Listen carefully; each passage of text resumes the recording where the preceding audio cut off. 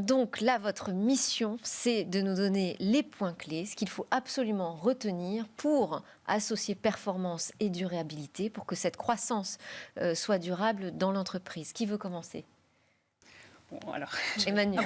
Non, je dirais, dans les points importants, c'est réfléchissez aux indicateurs, en tous les cas, message pour les dirigeants d'entreprise, réfléchissez aux indicateurs que vous souhaitez mettre en place au sein de votre organisation pour la transformer dans cet environnement durable.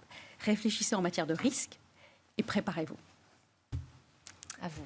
Moi, je dirais que la transformation, elle est inévitable. Et donc, de ne pas le prendre sous l'angle de la contrainte et réellement le voir comme une opportunité de donner du sens et de questionner l'utilité de notre activité.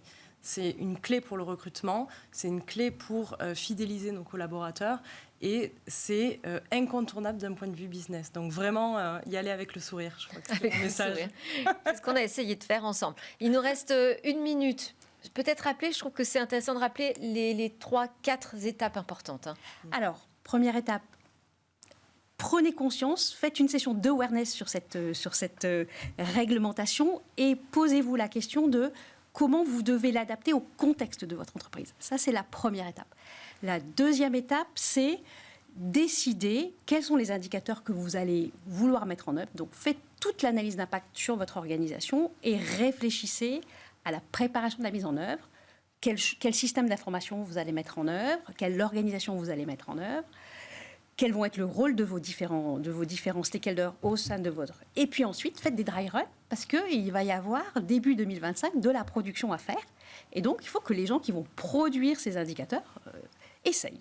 Et donc, se faire accompagner éventuellement éventuellement, d'experts. Et nous, on est tout à fait... sur ce sujet. L'expertise, le digital, la formation. Parfait. Merci beaucoup à toutes les deux. Laurence Lavitte, directrice RSE du groupe NGE, Emmanuelle Payan, directrice d'Inetum Consulting. Merci d'avoir été avec nous. C'était Smart Digital. Merci à vous de nous suivre.